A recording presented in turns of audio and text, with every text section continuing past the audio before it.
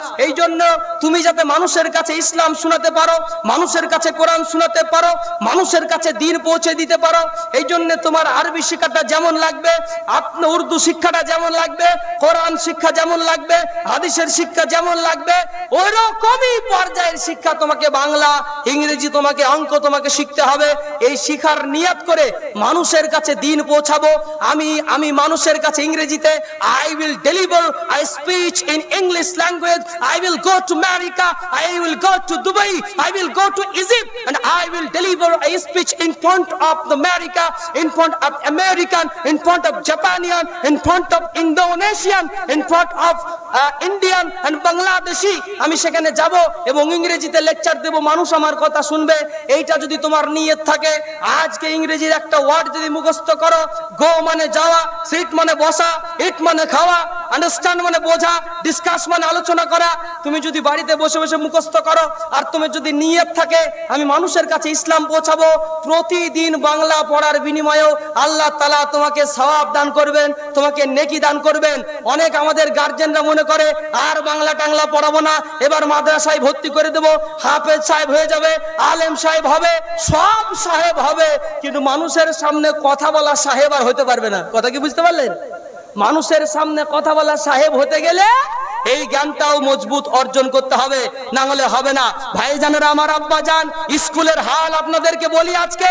আলহামদুলিল্লাহ, I have been teaching spoken English, I have been teaching English from class 4 to college, graduation, undergraduate, postgraduate, MA, সমস্ত ছাত্রদেরকে class 4 থেকে শুরু করে নিয়ে আলহামদুলিল্লাহ ক্লাস MA পর্যন্ত ছাত্রদের ইংরেজি ভাষা কথা বলা, ইংরেজি ব্যাকরণ আমি 8 বছর ধরে কাজ করে আসছি।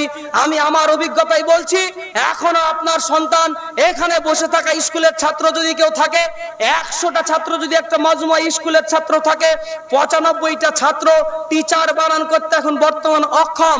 100টা ছাত্রের মধ্যে 98টা ছাত্র টিউশন বানান করতে অক্ষম। আপনি বাংলার কি পড়াচ্ছেন? মানুষের মতো মানুষ করুন, শিক্ষিত করুন। আমাদের সমাজে শিক্ষার বিরাট অভাব। বাংলায় যদি শিক্ষিত একটা ছেলেকে ক্লাস 5-6-এ পড়া ছেলেকে যদি মাদ্রাসায় দেন, তারা আবার মাদ্রাসা থেকে ইনশাল্লাহ, এখন বর্তমান আমাদের মুর্শিদাবাদে পশ্চিম বাংলায় খুব সুন্দর ব্যবস্থা, ছেলেরা মাদ্রাসাতেও পড়বে, জেনারেলটাও ধরে রাখবে, সেই সুযোগটা সুবিধাটা দিয়েছে। তারা স্কুলে পরীক্ষা টাইমে পরীক্ষা দিবে, বাকি সময় নিজে মাদ্রাসায় মেহনত করবে, শিক্ষকের পিছনে সময় লাগাবে, সব ব্যবস্থাপনা আলহামদুলিল্লাহ আছে। এখন সুন্দর ব্যবস্থাপনা, আপনাকে সেই শিক্ষা দিতে হবে। যদি না দেন, খুব সমস্যার ব্যাপার। মাঝখান থেকে মাদ্রাসাওয়ালারা যেমন বাংলা ইংরেজি শিখবে, বাংলা ইংরেজি ওয়ালারাও তেমনি টাকা পয়সা খরচ করে একটা শিক্ষক দিয়ে হলেও তারা কোরআন শিখবে, তারা দিনিয়াত শিখবে, তারা নামাজ পড়ার দোয়াগুলা শিখবে, তারা ঘুমাতে যাওয়ার আগে দোয়াটা শিখবে, ঘুম থেকে উঠার দোয়াটা শিখবে। এটা অত্যন্ত জরুরি, অতি প্রয়োজনীয়। ভাইরা আমার, যেদিন অঙ্কের সাবজেক্টের জন্য একটা মাস্টার খুঁজতে বেরোবেন, যেদিন ইংরেজি সাবজেক্টের জন্য একটা মাস্টার ইসলামপুরে খুঁজতে বেরোবেন, আপনার হাসানপুরে যেদিন একটা দৌলতাবাদে ইংলিশের মাস্টার খুঁজতে বেরোবেন, সেদিন মনে মনেও নিয়ত করবেন, আজকে একটা আরবি ক্লাসের আমার ছেলেকে কোরআন শিক্ষার জন্য একটা মাস্টারও খুঁজে আনবো। ইংলিশের মাস্টারকেও যদি 500 দিতে হয়, অঙ্কের মাস্টারকেও যদি 500 দিতে হয়, তাহলে আরবির মাস্টারকে তাকেও সম পরিমাণে টাকা দিয়ে আমার বাড়িতে আরো 10টা ছেলেকে জোগাড় করে কোরআনের শিক্ষা, ঘুমাতে যাওয়া, ঘুম থেকে উঠা, পায়খানায় যাওয়া, বেরোনো, সমস্ত দোয়া, আদব, কায়দা শিক্ষা দেওয়ার জন্য আলাদা টিউশন লাগবে। যেদিন ব্যবস্থা করে দেবেন, সেদিন মসজিদে নামাজি দেখতে পাবেন, তার আগে নামাজি দেখতে পাবেন না। তার আগে মার্কেটে ঘোরা সন্তান দেখতে পাবেন, তার আগে বদমাস দেখতে পারবেন, আপনার সামনে আপনার ছেলেকে ভণ্ড অবস্থায় দেখতে পাবেন। যেদিন মসজিদের মক্তব চালু করবেন সুন্দর করে, সেদিন পারবেন। আমার কথাগুলো হয়তো আপনাদের কাছে হয়তো বেকার যাচ্ছে, আমি বুঝাতে পারবো না যে আমার কথাটা হয়তো আপনার কাছে বেকার যাচ্ছে। আব্বা জানেরা, আমার ভাই জানেরা, আপনারা একটু বলতে পারেন যে মানুষ নামাজ পড়ে না কেন? এই প্রশ্নটা যদি আমি জাতির কাছে তুলে ধরি, মানুষ নামাজ পড়ে না কেন?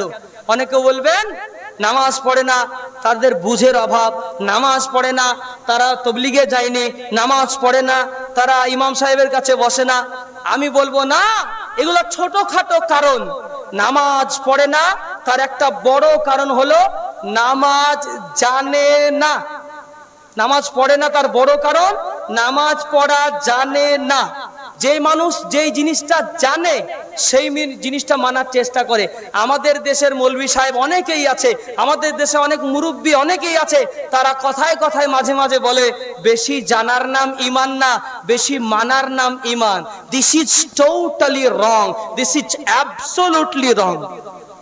আপনি যদি বলেন যে জানার নাম ঈমান না, মানার নাম ঈমান, এটা ভুল।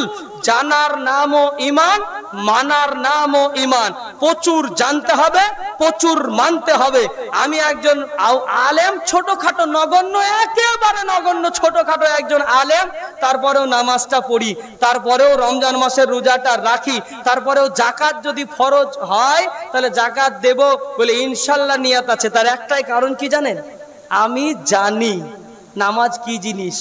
ওই মানুষগুলা যারা নামাজ পড়ে তাদের মধ্যে অনেকেই যারা নামাজ পড়ছে, হতে পারে ভুল ভ্রান্তি বিভিন্ন জিনিস আছে, কিন্তু কিছু না কিছু জানে। আর আমার অনেক যুবক ভাই মসজিদে নামাজ পড়তে যায় না, তার একটাই কারণ নামাজ জানে না। আজকে নামাজ জানার উপায় কি? তবলিগে পাঠালে শিখবে? নামাজ জানার উপায় কি? মৌলভী সাহেবের কাছে বসে শিখবে? না। এর সবচাইতে বড় উপায়টা বলে দিয়ে যাব, জাতির খিদমত হবে। একটা বড় উপায় যদি পালন করতে পারেন, আগামী 2 বছরের মধ্যে আর মসজিদে নামাজির জন্য তবলিগে পাঠাতে হবে না, বোঝাতে হবে না, মাথায় হাত বোলাতে হবে না। একটা কাজ যদি করতে পারেন, মসজিদের ইমাম যেমন পয়সা দিয়ে টাকা দিয়ে মসজিদের ইমাম পুষেছেন, সঙ্গে সঙ্গে আরো একজন টিচার, আরো একজন শিক্ষক আপনাকে পুষতে হবে। ইসলামপুরের মাদ্রাসায় খোঁজ লাগাতে হবে, চন্দ্রহাট মাদ্রাসায় খোঁজ লাগাতে হবে, ডোমকুলের মাদ্রাসায় খোঁজ লাগাতে হবে। কোন একজন শিক্ষক এমন আছেন কিনা যারা আমার গ্রামের মসজিদের সকাল বেলায় এক বেলা, বিকেল বেলায় আরেক বেলা, 2 বেলা পড়াতে আসবে। অনেক ছাত্র আছে সকালে টিউশন যায়, পড়ার টাইম পায় না, তারা বলে আমরা বিকেলে পড়বো। এদিকে মৌলভী সাহেব সকালে পড়ায়, বিকালে পড়ায় না, ছাত্রদের পড়া হয় না। অনেক সময় অনেক বলে আমাদের বিকেল খালি আছে, সকালে অনেকে বিকেলে পড়া আছে, সকালে খালি নাই, তো তারা বিকেলে পড়তে পায়, সকালে পায় না। অনেক সমস্যা হয়, যার কারণে মক্তব ভালো পরিচালনা হয় না। আমি বলছি আপনাদেরকে, মক্তব যদি সুন্দরভাবে পরিচালনা করতে পারেন, আলাদা শিক্ষক দিয়ে, মনে করবেন এটা আমার মেয়ের জন্য আলাদা, বাংলা, ইংরেজি, ইতিহাস, ভূগোল, জীবন বিজ্ঞান, ভৌত বিজ্ঞান, এডুকেশন, আপনার পলিটিক্যাল সায়েন্স, এরপরে সংস্কৃত, বিভিন্ন সাবজেক্টের জন্য যেমন আমার টিচার লাগে, আলাদা করে 200 টাকা, 300 টাকা, 400 টাকা, যাই আমার লাগুক না কেন, ওইটা দিয়ে আমাকে আরেকটা আমার সন্তানকে আরবিরও টিউশন পড়াতে হবে। এটা যদি ব্রেনের মধ্যে আনতে পারে, কালকে আপনার ছেলেকে কোরআন শিখাবে, দোয়াটা শিখাবে, ঘুমাতে যাওয়ার দোয়াটা শিখাবে, বাথরুমে যাওয়ার দোয়াটা শিখাবে, দিনিয়াত শিখাবে, নামাজের ফরজ শিখাবে, নামাজের ওয়াজিব শিখাবে। আলহামদুলিল্লাহ, আপনার সন্তান ইনশাল্লাহ টুকটুক করে জাননেওয়ালা 100টা ছেলের মধ্যে সবাই নামাজি হবে না, 10 জন বাদ যাবে, 20 জন বাদ যাবে, কিন্তু 60 জনকে আমরা নামাজি হিসেবে পাবো, 60 জনকেও আমরা নামাজি পাবো। 100 ছেলে যদি মক্তবে শিক্ষা অর্জন করে, 40টা ছেলে বাদ চলে গেলেও 60টা ছেলেকে আমরা ফজরে পাবো, আমরা জোহরে পাবো, আমরা আসরে পাবো।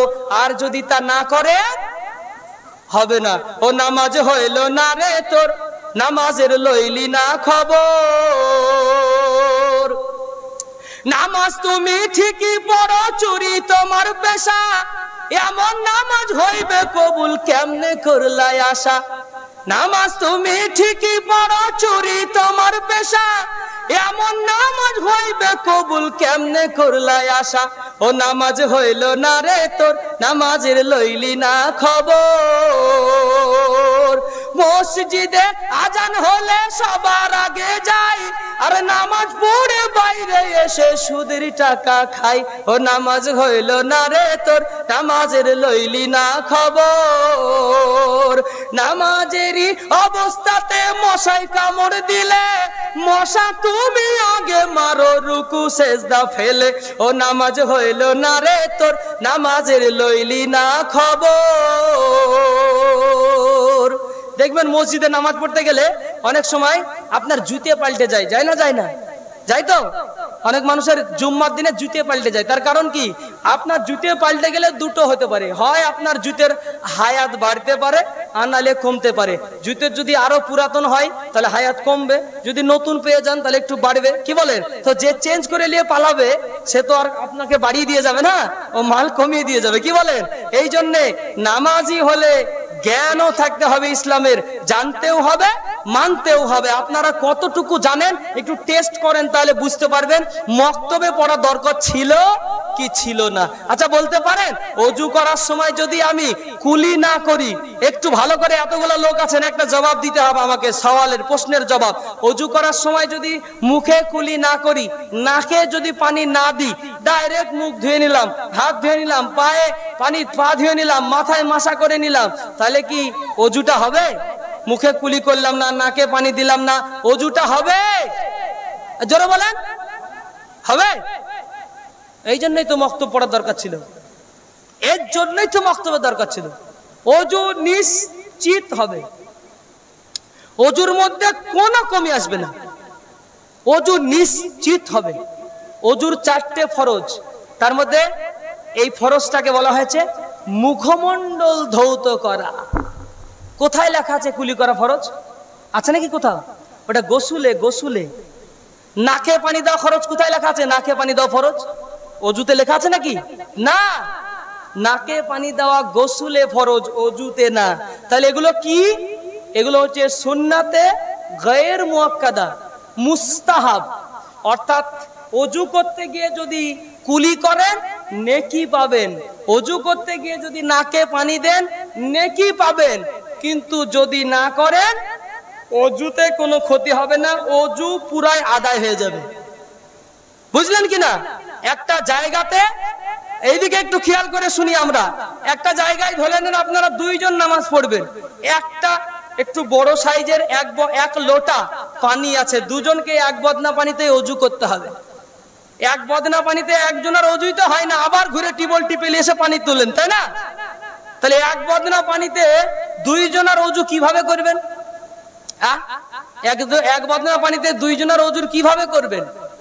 আমরা কিন্তু, আপনারা অনেকে আবার বলবেন আপনারা মৌলবীরা ও ঘুরানে ফিরানে কল আছে। না না না, ঘুরানে ফিরানে কলের কথা আমি বলছি না এখানে, আমি বলছি সঠিক জ্ঞানের কথা। 2 জন মিলে নামাজ পড়তে হবে, নামাজের টাইমটাও ফুরিয়ে যাচ্ছে, হাতে আছে 1 লিটার বোতলের একটা পানি, এখন আপনাকে অজু করে নামাজ পড়তে হবে, নামাজ আপনার জন্য ফরজ। কিভাবে করবেন? যদি জানতেন সমস্যার সমাধান হয়ে যেত। এই জন্য বলেছি জানার নামও ঈমান, মানার নামও ঈমান। কি করতে হবে তাহলে? আচ্ছা, অজু করার সময় আমরা নাকে মুখে পানি দিয়ে করার সময় হাতটা ধুই না? ধুই না বলেন? হাত ধুই তো। এই হাত ধোয়ার সময় হাতটা আমি একবারই হাতে পানি দিলাম, একবারই হাতে পানি দিলাম, এই হাতে একবার, এই হাতে একবার, অজু হবে? একবার করে দিলাম। আমরা সাধারণত কবার করে দিই বলেন? বলেন বলেন, শিকার ইচ্ছে নাই? কবার দিই? আর আমি কবার বললাম? তাহলে অজু হবে? বলেন, হয়ে যাবে? অজু করলে 3 বার করাটা মুস্তাহাব। 3 বার যদি করেন তাহলে অতিরিক্ত যে 2 বার করলেন, প্রথম 1 বার করলে অজুর ফরজ আদায় হয়ে যাবে, বাকি দ্বিতীয়বার তৃতীয়বার কিসের জন্য করা হয়? নেকির জন্য করা হয়, সন্দেহটা খানিকটা মুক্ত করার জন্য করা হয়। এখন আপনার পানি খুব কম, পানি হাতে খুব কম, একবারই হাতে নিবেন, একবারে ঘষে ঘষে ঠেকাবেন, অল্প করে নিবেন, ঘষবেন এভাবে, এদিক ওদিক এদিক পরিষ্কার করে এইভাবে ঘষে নেবেন আপনি পুরোটা। কারণ আপনার হাতে 1 বোতল পানি 2 জনকে অজু করতে হবে, পুরো ব্যক্তি 2 জনই কি করবে? শুধু পানিটা নিবে আর পুরো ঘষবে। আলহামদুলিল্লাহ 1 বোতল পানিতে 2 জনের অজু হয়ে নামাজ আদায় হয়ে যাবে। কারণ 3 বার অ্যাভেলেবেল মসজিদের পানি আছে, 3 বার করবেন, অজুর সুন্নাত আদায় হবে, 3 বার করা সুন্নাত আদায় হবে। আর 1 বার করবেন, ফরজ হয়ে যাবে। এই যে জ্ঞান, এই জ্ঞান যত বাড়বে আমার আপনার ইসলাম ততই সহজ লাগবে। না লাগবে না? সহজ হয়ে যাবে, ইসলাম অতি সুন্দর হয়ে যাবে, সহজ হয়ে যাবে। আপনার আমার জানার কমি, আপনি আমি অত্যন্ত কম জানি, যার জন্য আমি আপনি আজকে পিছিয়ে আছি। আব্বা জানেরা, আমার ভাই জানেরা, যাই হোক আপনাকে আমি একটা কথা বলতে চাইবো, একটা গুরুত্বপূর্ণ লাস্ট কথা বলে এখান থেকে যাব। সেটা হলো আমাদের দেশে এখন বর্তমানে একটা খুবই খারাপ জিনিস চলছে, সেটা হলো নারী শিক্ষা। মেয়েদেরকে খুবই কম শেখানো হচ্ছে। অল্প বয়সে 14 বছর 9-এ পড়া 8-এ পড়া মেয়েদের বিবাহ দিচ্ছেন। বিবাহ দিলে শরীয়তের বিধানে কোনো অসুবিধা নাই, বিয়ে তো হয়ে যাবে। কিন্তু একটা ক্ষতি আমি করছি, পরস্পর জেনারেশন মেয়েটাকে শিক্ষিত না করার কারণে পরস্পর জেনারেশন অশিক্ষিত বের হবে। আমার আপনার ঘরের মা বোনেরা, এখানে অনেক যুবক ভাই আছে যারা বিয়ে করেছে, অনেক চাচাজান আছেন যারা বিয়ে করেছেন। আপনার স্ত্রী আপনার সন্তানটাকে ক্লাস 2-এ পড়ে, 2-এ পড়া সন্তানটাকে পড়ানোর মতো যোগ্যতা নাই। স্কুলে যখন বিয়ে করতে গিয়েছিলেন তখন জিজ্ঞাসা করেছিলেন কোন পর্যন্ত পড়া গো? মাধ্যমিক পাস। তো মাধ্যমিক পাস আপনি দেখলেন যে ভালোই মাধ্যমিক করেছে, অথবা ক্লাস 9। বাড়িতে আনার পরে আপনার সন্তানাদি হলো, আপনার স্ত্রী আপনার সন্তানটাকে ক্লাস 2-এর একটা 1-এর ছেলেকে পড়ানোর ক্ষমতা নাই। 1-2 এর ছেলেটাকে পড়ানোর জন্য বাজার থেকে আপনাকে মাস্টার খুঁজে বের করে আনতে হচ্ছে। তার একটাই কারণ, আপনি যখন আপনার মেয়েকে শিক্ষিত বানাবেন না, তো আপনিও বিয়ে করার জন্য শিক্ষিত মেয়েও পাবেন না। আর যেহেতু আপনার শ্বশুর ভেবেছিল যে আমার মেয়েকেও না পড়ালেও চলবে, এই জন্য আপনি বিয়ে করেছেন ওই মেয়েকে, ওই স্ত্রীকে আপনি মূর্খ পেয়েছেন। এই জন্য আজকে আপনার স্ত্রী আপনার ছেলেটাকে প্রথম প্রাথমিক শিক্ষাটাও দিতে পারে না। আপনার স্ত্রীর বাংলা ইংরেজির কথা তো বাদ দিলাম, ঘরে ঘরে 95% মেয়ে কোরআন তিলাওয়াত করা জানেও না, আর বর্তমানে অনেকে পড়েও না। জাননে বলা মেয়ে অনেক আছে, তারা কোরআন তিলাওয়াত করে না। আপনাদেরকে একটা টিপস দিয়ে যায়, মেয়ে দেখতে যাওয়ার টিপস। অনেক ঘটক আছে চালাকি করে, অনেক চাচা আছে চালাকি করে, আবার অনেকে ভুল করে। মেয়ে দেখতে যাওয়ার সময় আমরা একটা প্রশ্ন মেয়েকে জিজ্ঞাসা করি, কি জানেন? তুমি কি কোরআন পড়তে জানো? সব ছেলেরা, ও নিজে জানুক নাই না জানুক, ওর 14 গোষ্ঠী জানুক নাই না জানুক, ও যখন বিয়ে করতে যাবে তখন মেয়েটার ব্যাপারে বলবে তুমি কি কোরআন পড়া জানো? তখন মেয়েটার বাড়ি পাশ থেকে নানি বলবে, জানে যে, পাশ থেকে নানি বলছে জানে যে, পাশ থেকে দাদি বলছে জানে যে, এরকম করছে। ও কিন্তু বলছে না। আপনি ভাবছেন তাহলে ভালোই হলো, কোরআন পড়া জানো, আসলে প্রশ্নটাই ভুল। কোরআন পড়া জানো প্রশ্নটাই ভুল। আজকে তুমি কোরআন পড়েছো? এই প্রশ্ন করা দরকার ছিল। গতকালকে কোরআন পড়েছো? কোরআন তুমি জানো এটা না, কোরআন তুমি পড়ো এইটা জিজ্ঞাসা করতে হবে। কোরআন জানো, এরকম ঘরের তো 70টা মেয়ে কোরআন পড়া জানে, গ্রামের বৌমারা, কিন্তু কোরআন জানার পরে পড়ে না 70 জনের মধ্যে 65 জনাই। না কি বলছেন? হ্যাঁ, আপনাদের ঘরের স্ত্রীরা তাই করছেন আপনাদের সাথে? ওই জিজ্ঞাসা করেছিলেন যে কোরআন পড়া জানো? হ্যাঁ জানে, বাস কোরআন পড়া জানে মানে বিয়ে করা হয়ে গেল কমপ্লিট? না, কোরআন তুমি পড়ো এই জিজ্ঞাসা করতে হবে। Do you recite the holy Quran? তুমি কি কোরআন পড়ো? সে যদি বলে হ্যাঁ, I recite the holy Quran daily, আমি প্রতিদিন কোরআন তিলাওয়াত করি, তাহলে আপনার বৌমাকে বাড়িতে নিয়ে আসার পরে পাবেন আপনি সে কোরআন তিলাওয়াত করছে, না হলে জীবনেও পাবেন না। 11 মাসে কোনোদিন কোরআন পড়বে না, রমজান মাসে একটু মিনমিন মিনমিন মিনমিন করবে, কোরআনটাকে ঝেড়ে পরিষ্কার করে তুলে দিয়ে ঈদের দিনে ঈদের পোশাক আশাক পরে মতিঝিল পার্কে ঘুরতে যাওয়ার আগেই কোরআনটাকে বাইন্ডিং করে, কোরআনটাকে রেহেলের মধ্যে আপনার জুসদানের মধ্যে ঢুকিয়ে কভারিং করে কোরআনটাকে তুলে দেবে, একদম শোকেসের একটা কোনায় ঢুকিয়ে দেবে, না হলে তাকের ওপর তুলে দেবে। আবার 11 মাস পরে বছর ঘুরবে, তখন আর একবার দেখা হবে। এইটা হচ্ছে আমার আপনার ঘরের বৌমাদের অবস্থা।